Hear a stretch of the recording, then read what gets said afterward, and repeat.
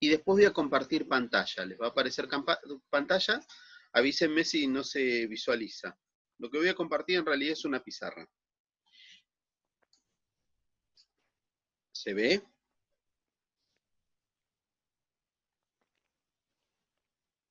Bien. Dijimos que lo que queríamos hablar hoy es sobre el Estado. Vamos a ver qué significa esto de Estado. Nosotros tenemos ya un trabajo práctico sobre Estado, ¿sí? Hemos visto sobre los fundamentos del Estado. Hoy vamos a analizar qué es el Estado, o cómo nosotros lo entendemos desde el punto de vista político al Estado, desde el punto de vista de la ciencia política. El Estado vendría a ser una organización en la que estamos inmersos todos como personas. De alguna manera es una organización que tiene que ver con la política y con el bien común. Y nosotros nacemos en un Estado, no nos damos cuenta hasta mucho tiempo después de qué significa o qué aspectos tiene el Estado, pero de a poco vamos tomando contacto con relieves del Estado, ¿sí? La escuela a la que ustedes asisten es una escuela que la organiza, la administra, la financia el Estado. Entonces, de alguna manera, la escuela es del Estado. La policía es una representación de la violencia institucionalizada, que es la única violencia legal dentro de una sociedad, que también es una representación del Estado, ¿sí?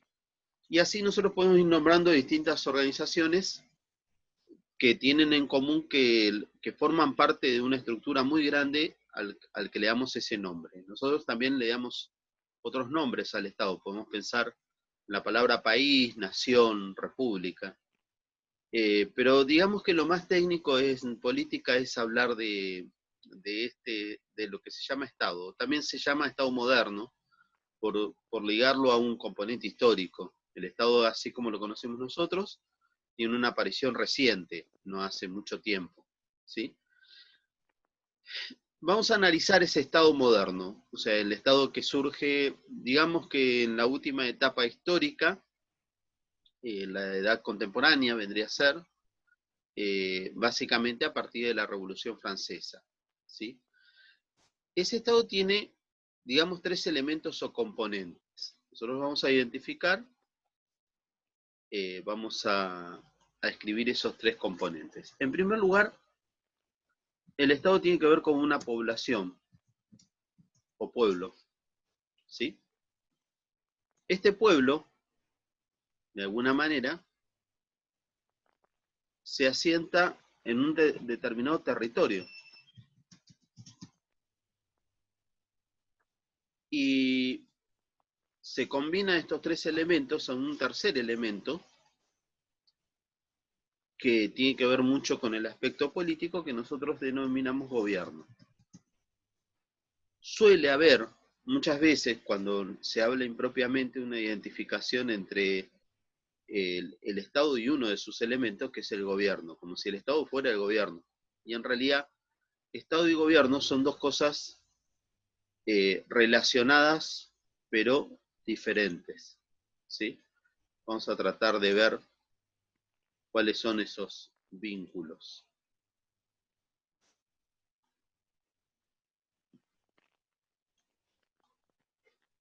Vamos a empezar por acá, ¿qué es la población? El pueblo.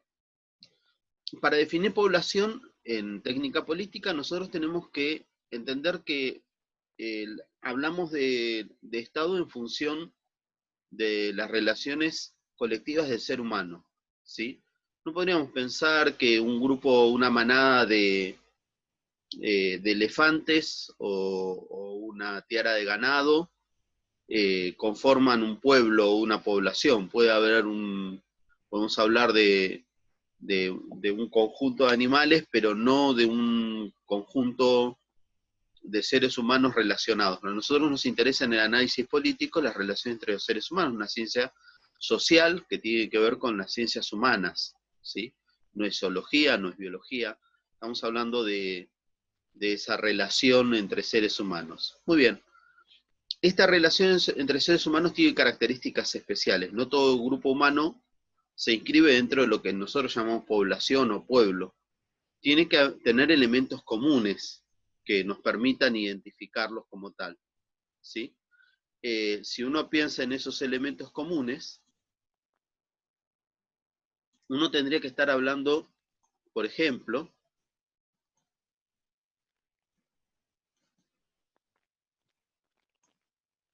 de un determinado idioma, que es algo que normalmente los pueblos o las poblaciones o las también naciones, se llama así, tienen en común. O sea, el idioma funciona como una especie de, eh, de unión entre los pueblos, de cohesión entre los pueblos, de amalgama se dice que es entre los pueblos, ¿sí? Entonces uno puede identificar a un determinado integrante nacional o de un determinado pueblo en función del idioma en el que habla, por ejemplo. ¿Sí? Es aproximado. Hay naciones que tienen muchos idiomas y hay muchos países que tienen un mismo idioma, como nosotros con todos los países hispanoamericanos. Hay una historia común, que son un conjunto de hechos que están relacionados en simultáneo.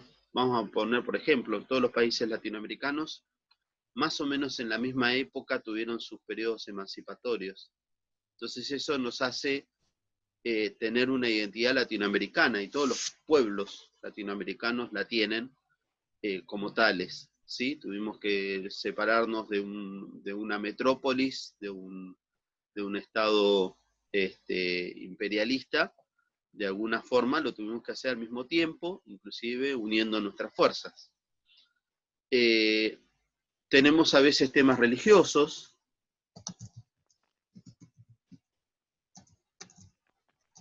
culturales, ¿sí?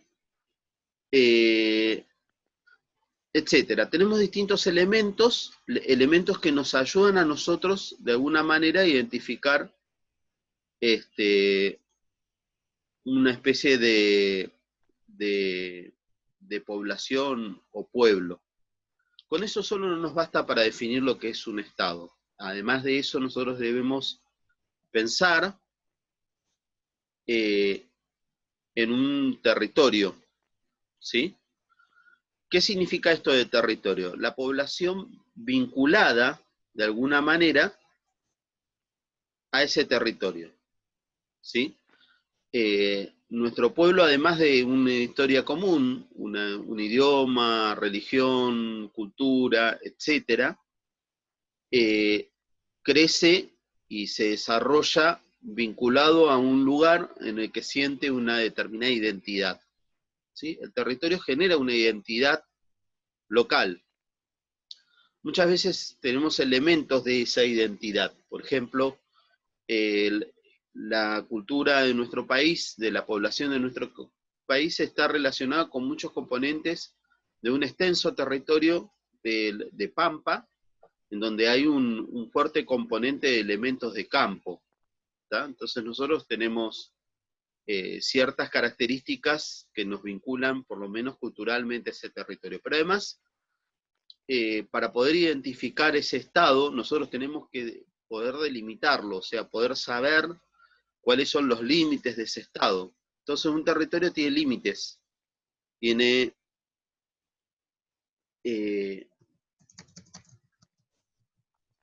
esos límites, nosotros los podemos graficar en un mapa, podemos ver en un mapa cuáles son los límites o las fronteras de nuestro estado, ¿sí? En donde viven los argentinos. Lo mismo pasará con la población chilena en su territorio o la población brasileña en su territorio, ¿sí? Eso forma parte del Estado. Y falta un elemento de análisis que tiene que ver con una organización tanto de la población como del territorio en función de criterios políticos o de poder. Es decir, una especie de organización que une los dos elementos y establece una especie de criterio de dominio. Los vincula, ¿sí? Y eso es lo que nosotros llamamos gobierno, ¿sí? El gobierno tiene que ver con la organización política, obviamente.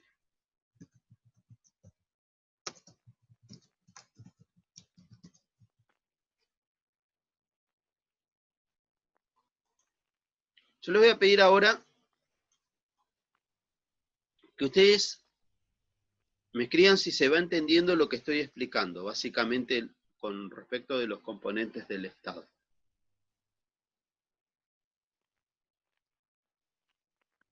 Escríbanlo en el chat, que por ahora es la única forma de respuesta que estoy pudiendo obtener.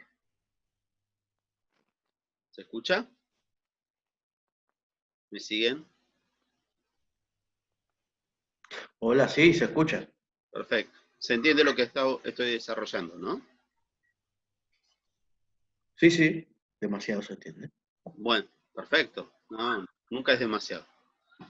Bueno, vamos a ver, porque esto nos puede servir para hacer un ejercicio posterior.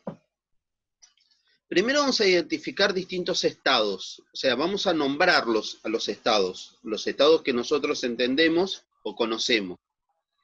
Vamos a ver si ustedes pueden hacer, sin que se repita, a través del chat, nombrarme. Yo voy a dejar de compartir pantalla ahora, ¿sí? Sí. A través del chat, ustedes me van a escribir el nombre de 3 estados que ustedes conozcan. Los espero.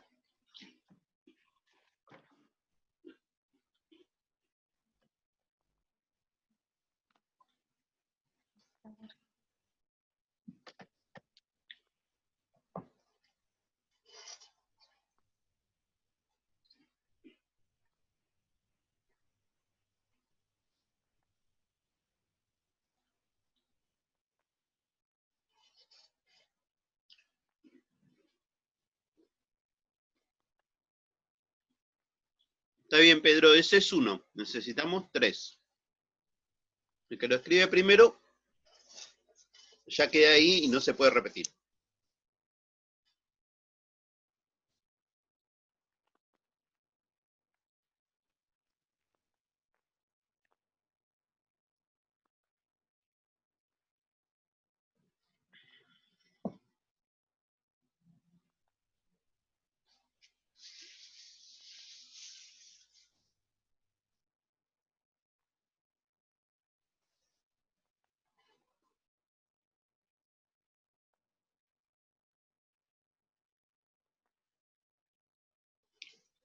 Chicos, nos quedamos ahí.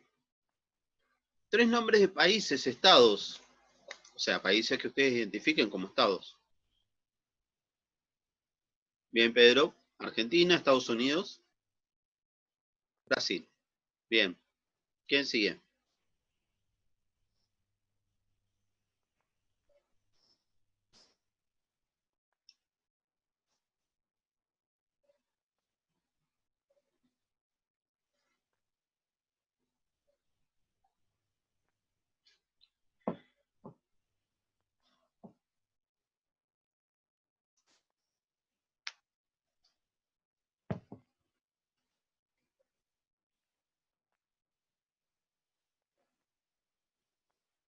Alma, Natacha.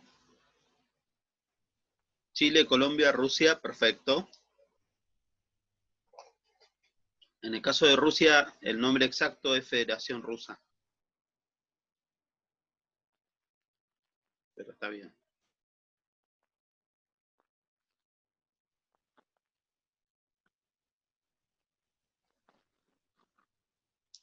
Y Alma,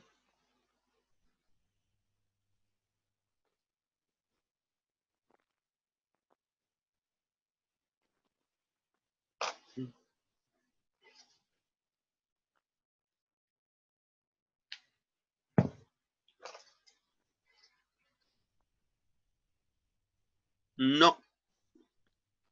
Por lo menos no como un estado con estos 3 componentes. Ahora te explico por qué.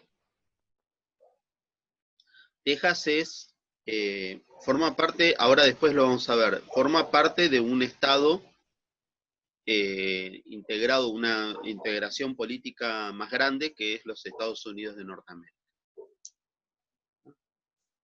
Recibe el nombre de Estado. Nosotros no confundimos ese Estado que nosotros estamos describiendo, que como se estudia en ciencias políticas, con las partes particulares de nuestro Estado. Nosotros le llamamos provincias a los nuestros. En Estados Unidos le dicen Estado de Texas, pero en realidad no es un Estado como el que estamos describiendo.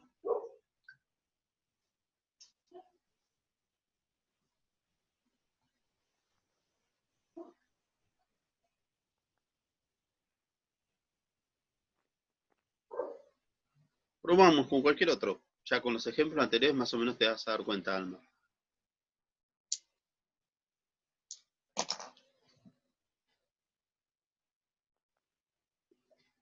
Bueno.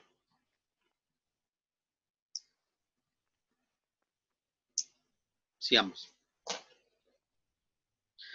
Perfecto. Argentina, Estados Unidos, Brasil, Chile, Colombia, Rusia son estados, ¿sí? Cada uno de ellos tiene una población que podemos describir. Paraguay está bien, podemos describir, podemos relacionar con una historia particular, un idioma en común, etc.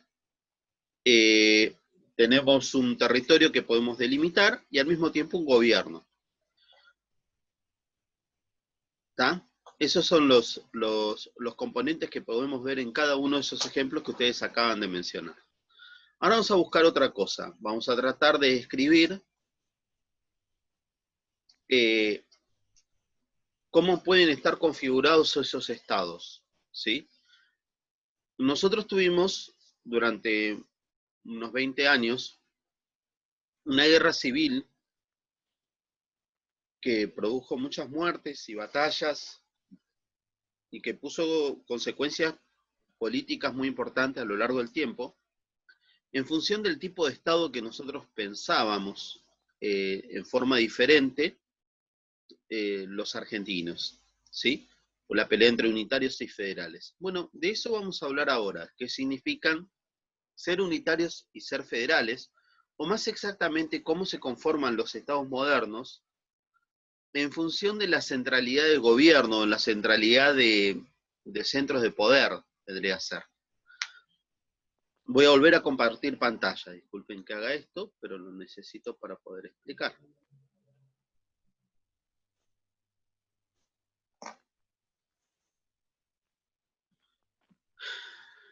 Nosotros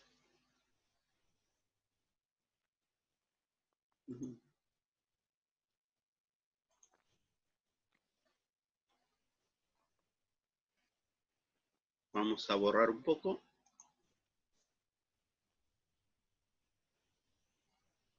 Es más fácil borrar acá que en el pizarrón de clase. Vamos a pensar que podríamos decir clasificar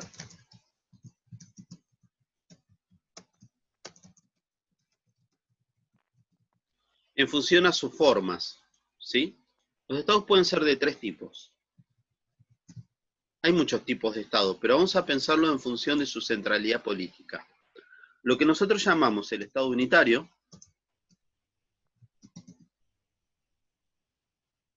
perdón, tengo que borrar un segundo esto, voy a escribir para ponerlo en singular.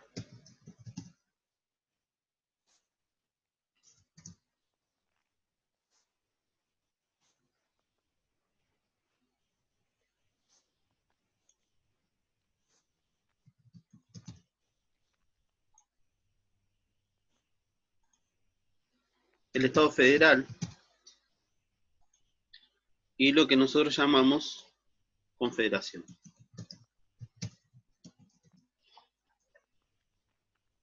¿Sí?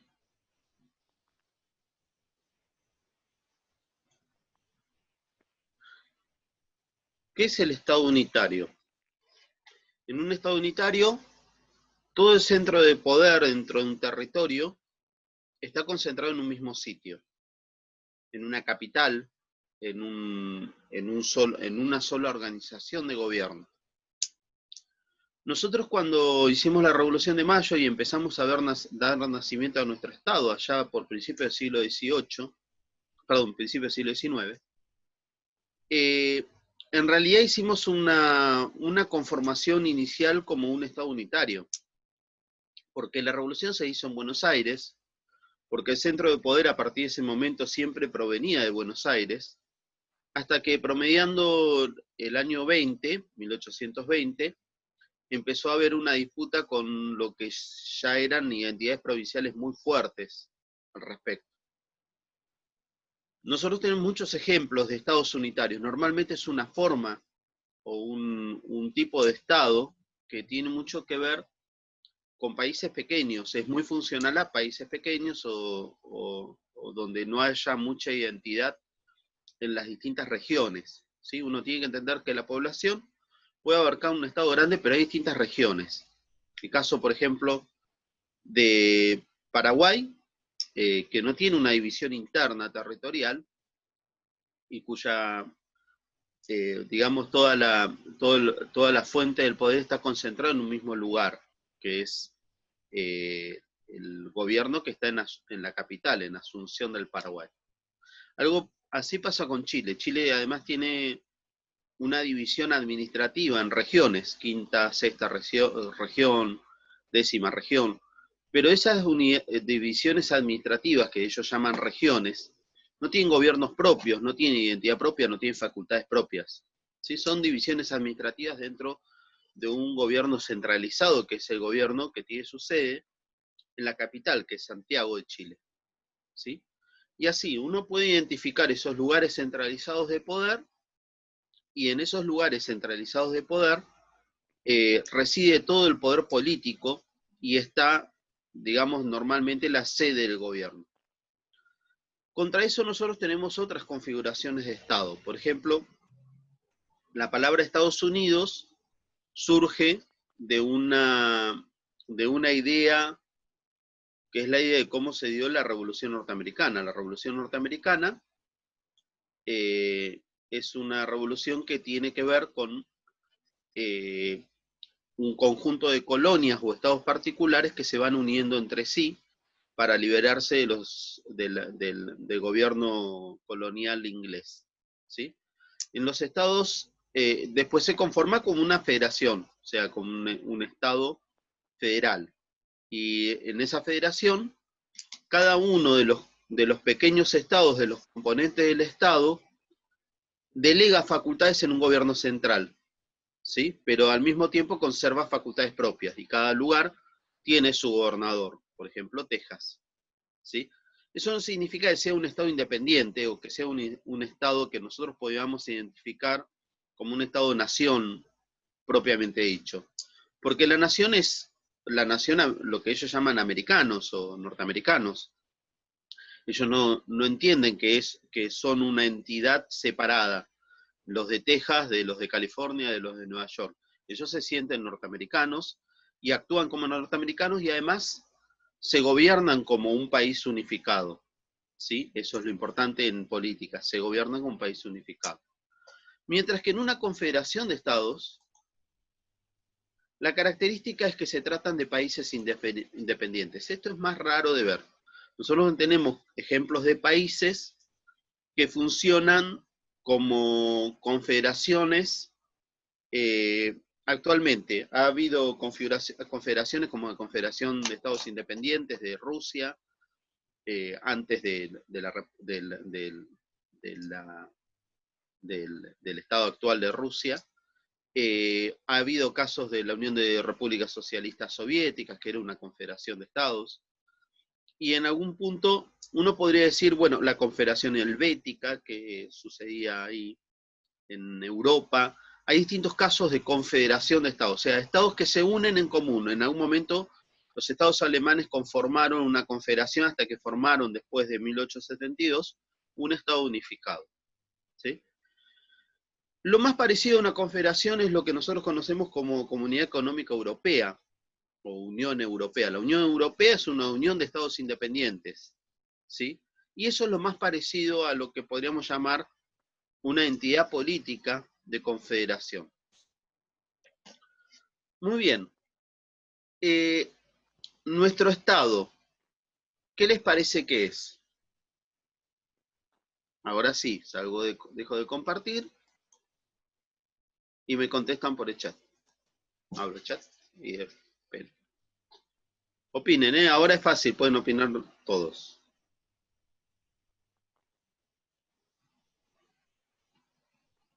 Escriban todos y hago el comentario.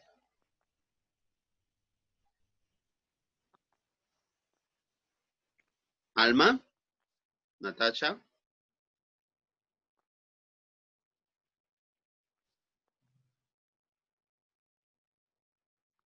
¿Qué decís, Natacha? ¿Qué somos?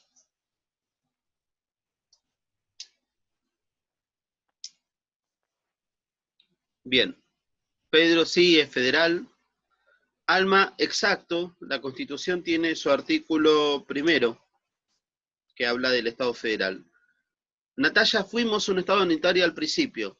Y después, sí, obviamente, después de la guerra civil entre unitarios y federales, después de la batalla de Caseros primero y de la batalla de Pavón, donde se une el Estado de Buenos Aires con la Confederación Argentina, otro ejemplo de confederación, surge el Estado federal, artículo primero de la Constitución. ¿Sí? La nación adopta para su gobierno la forma republicana representativa y federal, dice. No solo porque lo dice en palabras, sino porque después la estructura que surge de la segunda parte de la Constitución habla de cómo se establece la independencia de las provincias en un montón de temas. El articulado establece las facultades provinciales en las cuales no puede meterse el Estado Nacional, y al mismo tiempo que funciona un sistema de delegación de poderes, o sea, todos los poderes se delegan a través de la Constitución en un gobierno nacional, pero surgen de gobiernos particulares del mismo Estado. ¿Sí? Por eso es un Estado federal. Bien, no voy a alargar mucho más, nos quedan 5 minutos. Si quieren, aprovechen ahora para hacer preguntas, tanto orales o a través del chat, acerca de esto. O de temas anteriores, no me molesta.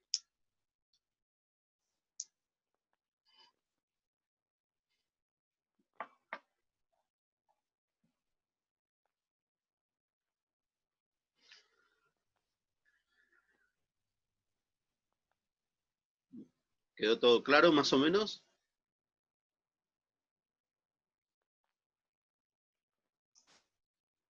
Bien. Yo lo que voy a hacer es lo siguiente. Sí, el Estado federal es mexicanos, justamente. Sí, sí, sí, sí. En el caso de México, cada una de las regiones, Guadalajara, eh, cada una de las zonas de México forman parte de algo parecido a lo que son provincias argentinas. Voy a subir el video a Classroom, sí. Voy a tratar de subirlo, después lo engancho en YouTube, lo subo a Classroom. Yo necesitaría, no sé a quién le puedo mandar el video para que ustedes lo suban al grupo interno. Yo tengo un grupo del año pasado, estoy metido en un grupo del año pasado con la preceptora y demás, y me llegan mensajes y me da vergüenza salir del grupo porque me da como que les hago un desplante. Pero son chicos que ya terminaron conmigo del año pasado, ¿tá? Los chicos están ahora en sexto. Pero no sé, si puedo mandarles a alguien, les pido me manden un WhatsApp, ¿tá? Y yo les mando, dale Alma, ¿sí? Mandame el, vos lo podés subir, perdón Alma, vos lo podés subir a Classroom, podés bajarlo de Classroom o bajar el link de Classroom de YouTube y subirlo.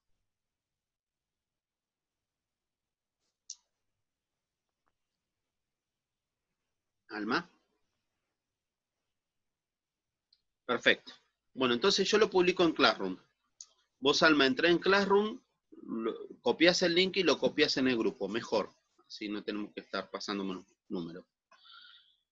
Y después les voy a poner en Classroom y también les voy a mandar el link de un pequeño cuestionario sobre la clase de hoy. No va a ser difícil contestar si vino en la clase, ¿está? Pero es algo para hacer una fijación de contenidos. ¿Sí? ¿Está bien? Bueno. Nos vemos la semana que viene, si les parece. ¿Está? Traten de entusiasmar a los chicos. Les doy otra opción. Se puede hacer con otro formato que no sea Zoom. Puede ser a través de un aula de WhatsApp o un aula de Facebook. Si se está manejando con algún otro profesor de alguna de estas maneras y les resulta más cómoda, mejor. ¿Sí? Este formato tiene la dificultad del tiempo. Son 40 minutos. Pero también es una ventaja. Uno no se extiende demasiado. Pero ustedes me dicen si les parece otra forma. Me parece que nos va a ayudar a recomponer un poquito el tema, el concepto de clase presencial en la interacción. ¿Está? Es la mejor manera de interaccionar que no sea solo por medios escritos. ¿Está? Si quiere organizo la próxima entonces en Meet. ¿Les parece bien? Ahora subo el Classroom, pero organizo por Meet. Por Google Meet.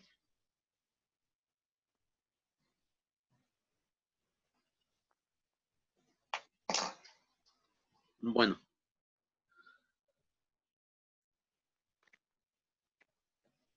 No, Meet no necesita bajar la aplicación. Simplemente entran en el link que yo les pongo y ingresan. Porque ingresan a través del navegador, del navegador web, del Chrome. ¿Está? Se está terminando, chicos. Nos despedimos. Más o menos la misma hora. La semana que viene vamos a tener otra videoconferencia. Prestenle atención al cuestionario que les voy a mandar. ¿Sí? Y complétenlo.